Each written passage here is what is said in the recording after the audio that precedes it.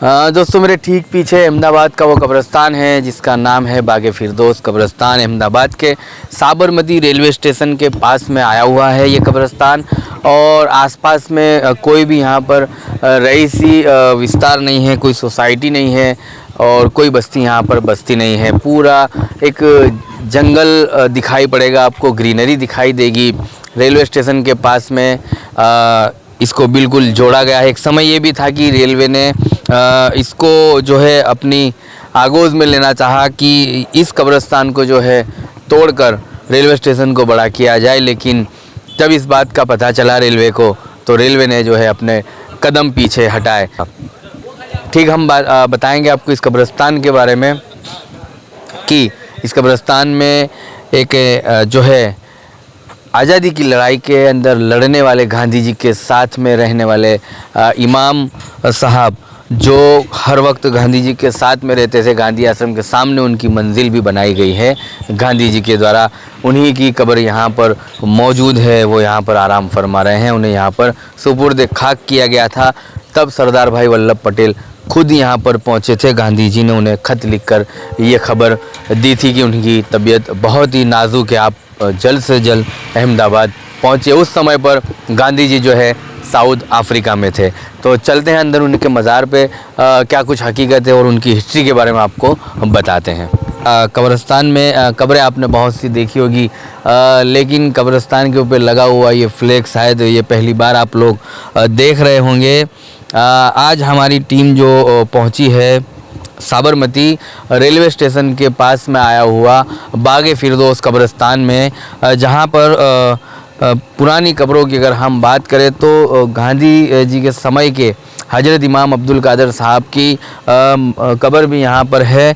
और ये वो क्रांतिकारी है जो आज़ादी के समय पर गांधी जी के साथ में रहा करते थे, उनकी साथ की और देश की जो है लड़ाई के अंदर इनकी मौजूदगी रहती थी। गांधी जी के काफ़ी करीबी माने जाते थे हज़रत इमाम अब्दुल कादर साहब, जिनका गांधी आश्रम के सामने आज भी मकान मौजूद है। ये मज़ार के जो है काफ़ी जो है अहमदाबाद के रहवासी जिनको पता भी नहीं होगा कि जो ऐसे क्रांतिवीर है जिनकी मज़ार अहमदाबाद के साबरमती रेलवे स्टेशन के पास में आए हुए बागे फिरदौस कब्रिस्तान में आई हुई है।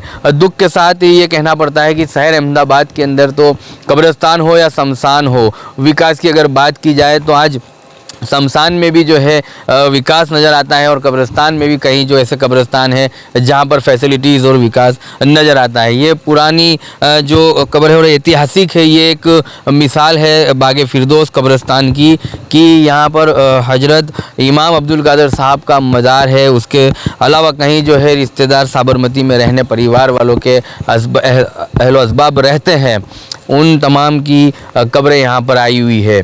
काफ़ी बड़ा ये कब्रिस्तान है, लेकिन सुविधा के नाम पर यहाँ पर इन्हें कुछ मिल नहीं पा रहा है। सरकारों के नुमाइंदे जो जीत कर तो आते हैं, लेकिन जीतने के बाद उनके वादे जो है वो पूरे नहीं कर पाते हैं, और वादे जो पूरे कर अगर होते तो इस कब्रिस्तान की शक्ल सूरत इस तरह की ना होती, एक अलग तरह की जो है शक्ल देख सकते थे हम। ये सड़क की अगर हम बात करें तो 20 साल पहले ये जो है ब्लॉक वाली सड़क बनाई गई है। वो भी इस सड़क बनने का रीज़न ये था कि यहाँ पर हज़रत इमाम अब्दुल कादिर साहब की मज़ार है। उसके चलते यहाँ पर 20 साल पहले रफ़ीक शेख काउंसिलर जिन्होंने इस सड़क के लिए बजट दिया था। यहाँ पर इलेक्ट्रिकल अगर पोल की बात करें हम लोगों की लाइट के, तो वो भी काफ़ी कम है। 2 दिन के बाद महज यहाँ पर शब बारात का त्यौहार आने वाला है। कहा जाता है कि साल में एक त्यौहार ऐसा आता है जो मरहूमीन की जिसे ईद कहा जाता है, वो त्यौहार के बीच ये कब्रिस्तान जो है वीरान पड़ा है। ये कब्रें और ये कब्रों में रहने वाली रूहें उन तमाम पॉलिटिशियनों से सवाल करती है कि आज कहाँ हैं वो लोग जिन्हें ये कभी वोट दिया करते थे, जिन्हें कभी चुन के लाया करते थे। यहाँ पर हमारे साथ मौजूद हैं यूनुस शेख जो प्रेसिडेंट है इस कब्रिस्तान के, ट्रस्टी है। ये तमाम देखभाल इन लोग साथ में मिलकर करते हैं, इनकी टीम करती है। इनसे हम सवाल पूछेंगे क्या कुछ यहाँ की समस्याएं और यहाँ पर क्या कुछ इनको इन कामों में विकास के लिए क्या हालाकियाँ पड़ती है। चलते। मेरा नाम यूनुस है, यूनुस शेख। मैं यहाँ कब्रिस्तान में बचपन से आता जाता हूँ, देख रहा हूँ जिस तरह से और दूसरी जगह लोग नेता ध्यान देते हैं। यहाँ के नेता जो भी हैं या कॉरपोरेटर हैं या एमएलए हैं, वो लोगों ने आज तक कभी इस कब्रिस्तान के बारे में कभी यहाँ पे देख रेख या कोई ध्यान रखने का कोई काम नहीं किया है। और जो म्यूनसिपाल्टी से सरकार की तरफ से कॉरपोरेटर के बजट से जो यहाँ पे बाकड़े या स्ट्रीट लाइट जो लगते हैं, वो यहाँ पुराने लगे हुए हैं काफ़ी सालों से, जो 8-10 पोल लगे हुए हैं। और हमारे पास दूसरा एक कच्चा रास्ता था, उसको हमने पक्का बना दिया है। उसके पास काफ़ी अंधेरा रहता है, वो उस तरफ की कब्रों पे जाने में, हमारे जैसे त्यौहार आ गया 2 दिन बाद, तो उसमें हमको अपनी तरफ से इसमें लाइटों का इंतज़ाम करना पड़ता है। तो मेरी यही, और भी यहाँ पे परेशानियाँ तो काफ़ी है, जो बैठने के लिए बाकड़ों की सुविधा नहीं है। ये भी काफ़ी साल 8-10 साल पहले यहाँ पे 1-2 बाकड़े मिले थे, तो वो लगे हुए हैं। और बाकी आज तक कभी कोई कॉरपोरेटरों ने, यहाँ के इतने सालों में कई कॉरपोरेटर आए, कई कॉरपोरेटर बदले, लेकिन यहाँ पे आके किसी ने भी इसके बारे में, इस कब्रिस्तान के हाल नहीं देखे और ना उनके बजट से कोई चीज़ देने की कोशिश की गई है। ये बाकड़ों के बारे में हम बता दें कि एक बार हम कैमरामैन से कहेंगे कि जो लोग अगर यहाँ पर काम करते हैं, ऐसे कई कब्रिस्तान, ऐसे कई शमशान है, तो उनका नाम जरूर दिखाया जाए कि ये श्रीमती पूनम वाजपेयी ने 2014-15 के बजट में यहाँ पर जो है इनको सुविधा के लिए बाकड़े दिए गए थे। आज इस कब्रिस्तान की हालत ये है कि काउंसिलरों के बजट में से आती है डस्टबिन है, वो जाती कहाँ है। इस कब्रिस्तान में एक भी डस्टबिन जो है काउंसिलर बजट की यहाँ मौजूद नहीं है। और कचरा जो है यहाँ पर इतना सारा जो झाड़ पोर पेड़ों का जो कचरा घिरता है, उस कचरे को उठाने के लिए इनके पास डस्टबिन भी मौजूद नहीं है। उसको पीछे जो हिस्सा है नाली वाला, वहाँ पर ले जाके कचरे को जलाया जाता है। तो डस्टबिन के लिए भी आपके पास कोई सुविधा नहीं है? डस्टबिन भी यहाँ पे नहीं है, और ना ही बैठने के लिए बाकड़े, एक बाकड़े के सिवा और दूसरा हमारे पास कोई बाकड़ा नहीं है। तो और लाइट की सबसे ज़्यादा परेशानी है। लाइट अगर जो स्ट्रीट लाइट लग जाती तो हम लोगों को काफ़ी राहत रहती। मैं यहाँ के कॉरपोरेटर जो भी हैं या एमएलए हैं, उनसे मैं यही कहना चाहता हूँ कि आप लोग सब आपके बजट से जो भी आप देना चाहें, यहाँ पे आके देखें यहाँ क्या ज़रूरत है, क्या हमारी परेशानी है। वो लोग अगर जो आके देखेंगे तो उनको भी पता चलेगा कि हम लोग यहाँ पे जो सरकारी सुविधाएं मिलती है उससे हम लोग वंचित हैं, और हम लोगों को ये सब सुविधाएं नहीं मिल पा रही है जो सरकार की तरफ से मिल रही है। 2 बाकड़े तो सही हालत में ठीक ठाक में नज़र आ रहे हैं, लेकिन इस बाकड़े को अगर दिखाया जाए तो ये कई साल पहले दिया होगा, लेकिन इसकी सूरत और शक्ल अब बदल चुकी है। और उसके बाद कई काउंसिलर आए और कई काउंसिलर चले गए, लेकिन यहाँ के विकास के लिए किसी को जो है ध्यान नहीं पड़ा। अगर ध्यान में आया भी होगा तो यहाँ के विकास के लिए किसी ने आवाज़ नहीं उठाई, और कोई काउंसिलर सामने चल के यहाँ पर मौजूद नहीं हुआ कि हम जो है इस कब्रिस्तान को बजट के माध्यम से ये कुछ सुविधाएं मुहैया करेंगे, सुविधाएं देना चाहेंगे। सीधा मैं अब आपको इस बोर्ड की तरफ ले जा रहा हूँ कि ये सिर्फ आप पढ़ लीजिए, आपके लिए बहुत काफ़ी एक ये सिर्फ एक गांधी जी की 150वीं जन्म जयंती के अवसर पे दक्षिण अफ्रीका के सत्याग्रह में गांधी जी के साथ इमाम साहब अब्दुल कादर बावज़ीर मज़ार शरीफ यहाँ पर आया हुआ है, जो बागे फिरदौस कब्रिस्तान में है। उनको यहाँ दफन विधि करने में आई। जब ये अब ताज्जुब की बात यह है कि जब ये लेख, दिव्य भास्कर एक पत्रिका है जो रोज़ाना डेली अखबार है, उसमें दैनिक भास्कर में खबर छपती है तो पॉलिटिशियन दौड़ते हैं, यहाँ पर जो है तख्तियाँ लगती है, ये सड़कें बनती हैं। ये हाल है गुजरात की राजनीति का, और ये भी काफ़ी साल पहले की बात है। ये कितने साल पहले सड़क बनी होगी? ये तो अभी 4-5 साल पहले वो धीमन भाई बढ़िया जो इमाम मंजिल जो संभालते हैं, ये उन्होंने अपने खर्चे से ये रास्ता इमाम गांधी जी की जन्म जयंती पर 300 फुट का रास्ता उन्होंने अपने खर्चे से बनवा के दिया था जी। और मैं बता दूं कि धीमन भाई ना काउंसिलर है ना कोई विधायक है। धीमन भाई जो है गांधी आश्रम में भी सेवा दे रहे हैं तो वो कोई विधायक काउंसिलर नहीं, वो कोई सरकारी इस तरह के कोई पॉलिटिक्स में नहीं है।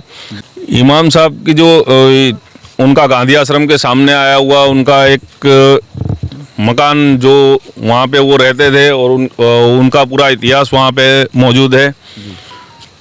वो जो धीमन भाई हैं, धीमन भाई बढ़िया, वो वहाँ पे संभालते हैं और यहाँ पे उन्होंने आके ये रास्ते का खर्चा उन्होंने अपनी खुद करके अपने तरफ से उन्होंने ये रास्ता बनवाया था। चलिए अब हम आपको ये इतिहास के बारे में थोड़ी सी जानकारी देंगे और वो हमें यूनिस भाई दे सकते हैं कि यहाँ पर इमाम साहब की कब्र है, वो कैसे पता चला? आप लोगों को पता चला कि मज़ार यहाँ पर है। इमाम साहब की मज़ार यहाँ पे है साबरमती बागे फिरदौस कब्रिस्तान में। इस बात का किसी को जानकारी नहीं थी। ये तो 2002 के बाद 2003 में शायद धीमन भाई बढ़िया जो इमाम मंजिल पूरा संभालते हैं, वो इमाम मंजिल उन्हीं के हैंडलिंग में है।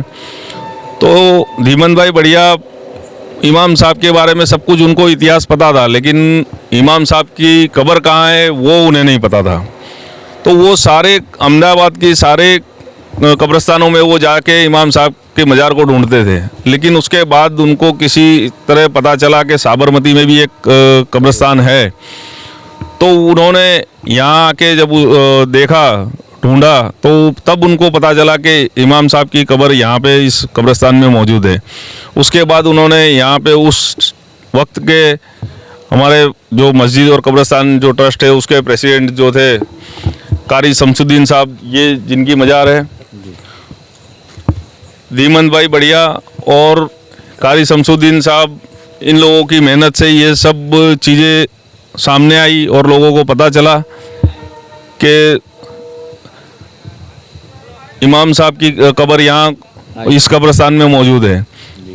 लेकिन उसके बाद सबको पता चला, लेकिन उसके बाद भी किसी तरह का यहाँ पे कोई इतने बड़े इंसान की कब्र यहाँ पे है, तो उसके बारे में सरकारी तरफ से अगर जो कोई ध्यान दिया जाना चाहिए वो किसी ने नहीं दिया अभी तक। तो पिछले दिनों मुस्लिम ऑफ गुजरात चैनल पे आपने खबरें देखी होगी कि जूहापुरा कब्रिस्तान पिछले समय में क्या हालत थी। आज भी आप मुस्लिम ऑफ गुजरात की चैनल का पेज आप ओपन कीजिएगा तो खबर आपको मिलेगी कि जूहापुरा कब्रिस्तान को किस तरह से वहाँ के आगेवानों ने जो है मिलकर काउंसिलर से काम लिया और काम लेने के बाद उस कब्रिस्तान की शक्ल सूरत को बदला गया। हम चाहेंगे यहाँ के आगेवान जो है मेहनत तो करते हैं, जो है रजुआतें भी करते हैं। आज ये इनका एक डेलीगेशन है, ये लोग तमाम आज जो विरोध पक्ष के नेता शहजाद खान के पास पहुँचे, क्या कुछ उन्हें वहाँ से आश्वासन मिला उसके बारे में हम बात करें। उन्होंने हमें आश्वासन ये दिया कि आपको जो ज़रूरत है कब्रिस्तान में तो वो मुताबिक हम इंशाल्लाह कर देंगे। जैसे डस्टबिन है, बैठने की कुर्सी है, लाइटिंग है या और कुछ जो ज़रूरत होगी वो इंशाल्लाह हम पूरी करेंगे। आज शहजाद खान भाई पठान से मुलाकात करके आए हम। और कुछ उन्होंने यहाँ के दौरे के लिए कुछ कहा, विजिट पे आने वाले? हाँ, उन्होंने दौरे के बारे में बोला इंशाल्लाह, बोले अगर इतवार के दिन जागने की जो रात है अपनी सभी बारात, उस टाइम अगर मेरे को टाइम मिलता है तो आता हूँ, नहीं तो उसके एक दिन 2 दिन बाद में मुलाकात के लिए आएंगे। जी तो शहजाद खान ने आश्वासन दिया हुआ है इन्हें डस्टबिन यहाँ पर जो है मिल जाएगी और जो है हम इलेक्ट्रिक जो पोल लगाने हैं उसकी भी यहाँ पर व्यवस्था कर दी जाएगी। अस्सलाम वालेकुम। जैसे कि हमारे जाहिद भाई और हमारे प्रमुख कब्रिस्तान के जो प्रमुख है उन्होंने अभी जो स्पीच दी वो हिसाब से हमको ये कामों में बढ़ चढ़कर हिस्सा लेना है और काफ़ी लोगों को इसमें लाना भी है। चलिए तो ये खिदमत गुजार यहाँ पर है और आज शहजाद खान के पास पहुँचे थे। इनका तमाम लोगों का एक डेलीगेशन मिलकर गया था और यहाँ के जो है डस्टबिनों के लिए और इलेक्ट्रिक पोल के लिए भी रजूआत कर दी गई है। आने वाले दिनों में हम तमाम काउंसिलरों से ये आह्वान करते हैं कि आइए इस कब्रिस्तान की मुलाकात लीजिए। शहजाद खान पठान जो विरोध पक्ष के नेता हैं, इन तमाम लोगों के साथ साथ कई ऐसे काउंसिलर हैं जो चुन के आते हैं। भारतीय जनता पार्टी के काउंसिलर यहाँ पर जो चुनकर तो आए हैं, लेकिन ये वो जगह है यहाँ धर्म को नहीं देखा जाता, यहाँ जाति को नहीं देखा जाता, यहाँ सिर्फ और सिर्फ मानवता को देखी जाती है।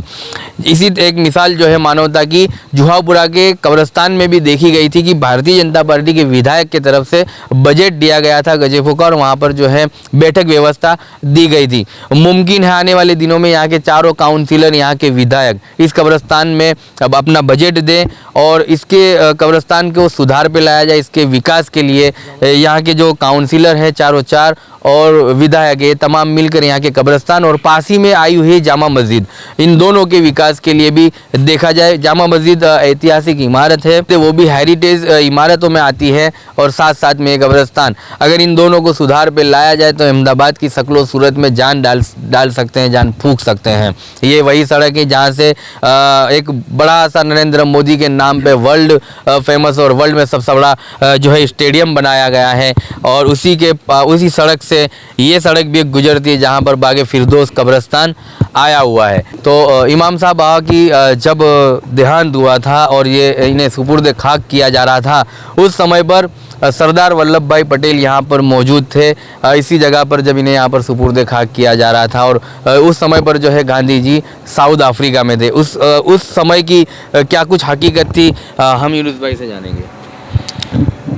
ये इमाम साहब का जब इंतकाल हुआ उस समय जो भी मतलब इमाम मंजिल में जो इसके दस्तावेज मौजूद हैं उससे ये जानकारी मिली कि जब इमाम साहब का देहांत हुआ था उस टाइम पे गांधी जी, महात्मा गांधी जी साउथ अफ्रीका में थे और उन्हें टेलीग्राम से ये मैसेज दिया गया था और उसका उन्होंने रिप्लाई भी किया था और उसके बाद यहाँ ये जो इमाम साहब को यहाँ पे दफनाने का फैसला गांधी जी का ही था और इनकी मैयत में उस टाइम पे सरदार वल्लभ भाई पटेल जैसे महान इंसान वो भी इस कब्रिस्तान में उनके पैर पड़ चुके हैं और जब साउथ अफ्रीका से गांधी जी वापस आए हिंदुस्तान तो वो भी इमाम साहब की मज़ार पे उनके लिए दुआ करने के लिए, उनके लिए प्रार्थना करने के लिए इस कब्रिस्तान में गांधी जी भी आए हुए हैं। यानी ये कब्रिस्तान ऐतिहासिक है, उसके साथ साथ में गांधी जी और सरदार वल्लभ भाई पटेल जैसे महान लोगों के पैर इस कब्रिस्तान में पड़ चुके हैं। तो इसकी वजह से इस कब्रिस्तान की अहमियत कुछ अलग होनी चाहिए सरकार की नज़र में। सुना आपने जिस तरह से ये ऐतिहासिक कब्रिस्तान के बारे में, कई अहमदाबाद के लोग ऐसे होंगे, गुजरात में बसने वाले लोग ऐसे होंगे जिन्हें आज तक ये खबर नहीं कि इमाम अब्दुल कादर साहब की जो है मज़ार कहाँ पर आई हुई है और इन्हें कहाँ पर जो है इनके दफनाया गया था। ये ऐतिहासिक खबरों के साथ साथ आज तमाम उन पॉलिटिशियनों को ये होना चाहिए अपने आप में कि आज़ादी के लड़वैये यहाँ पर जो है आराम फरमा रहे हैं, तो उसके बाद जो जीत कर आते हैं चुनावों में, चाहे किसी भी पार्टी के हो, लेकिन वो कब्रिस्तान हो या शमशान हो, इस को एक नज़र से देखना चाहिए, मानवता की नज़र से देखकर यहाँ के विकास के लिए सोचना चाहिए। महज 2 दिन रह चुके हैं शब बारात को और शब बारात की तैयारी में यूनुस भाई और उनकी टीम लगी हुई है। साफ़ सफाई ये लोग कर रहे हैं। डस्टबिन फ़िलहाल यहाँ पर मौजूद नहीं है, लेकिन शहजाद खान ने इन्हें जो है आश्वासन दिया है कि वो डस्टबिन और इलेक्ट्रिक पोल यहाँ पर इन्हें मुहैया करार दे सकते हैं। ये जो पीछे का हिस्सा है वहाँ पर ईदगाह भी है जहाँ पर नमाजी लोग आते हैं और नमाज पढ़ते। ये तमाम सुविधाओं को देखा जाए तो इस कब्रिस्तान को जो है बेहतरीन से बेहतरीन बनाया जा सकता है। वक़्फ़ के बारे में अगर हम बात करें तो वक़्फ़ इसे किस तरह से देखता है इस कब्रिस्तान को? वक़्फ़ बोर्ड में तो बस हमारा मतलब जो कुछ भी है यहाँ का ट्रस्ट के हिसाब से हर साल ऑडिट करवाते हैं, ऑडिट रिपोर्ट वहाँ पहुँचा दी जाती है ऑडिटर द्वारा। तो वक़्फ़ में ये पता है कि नहीं इतनी ऐतिहासिक कब्रें यहाँ पर हैं? वक़्फ़ बोर्ड में तो सब सारे गुजरात के सारे कब्रिस्तानों की जानकारी है, तो यहाँ की भी जानकारी वहाँ होगी, लेकिन बात यह है कि उसको ध्यान दे कौन। अगर जो ध्यान देते तो वक़्फ़ बोर्ड की तरफ से कोई भी आता यहाँ पे, लेकिन आज तक कभी किसी ने कोई, इतने साल से मैं देख रहा हूँ उतने साल से अभी तक तो कोई नहीं आया है। आपकी तरफ से कोई गए वक़्फ़ बोर्ड में इसके लिए रजूआत करने, इस कब्रिस्तान के लिए? इसके बारे में हमने वहाँ से पूछा था, बात की थी एक बार जाके 1-2 बार जाके वक़्फ़ बोर्ड में बात की थी कि हमारे इस कब्रिस्तान ये इतना पुराना है और इतना पुराना है और इसमें ये सब खर्चे हैं। तो उन्होंने हमको उसके बारे में यही जवाब दिया था कि वक़्फ़ बोर्ड से इसमें कोई हेल्प नहीं मिल सकती है, ऐसा कहा था। हाँ जी। चलिए अब जब देर आए दुरुस्त आए, आप लोगों को जागरूक हुए हैं और जागरूकता से आपके इतना कुछ तो हुआ है।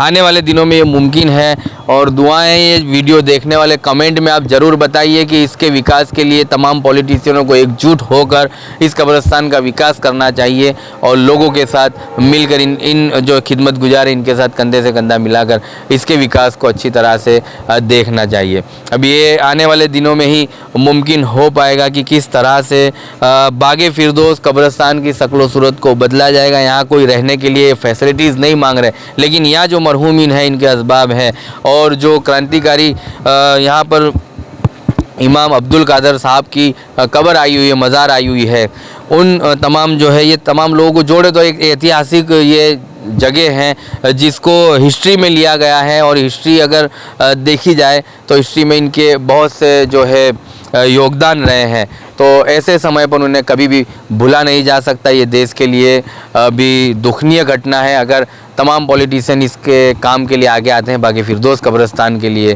तो उनकी दुआएं आप सबको मिलेगी।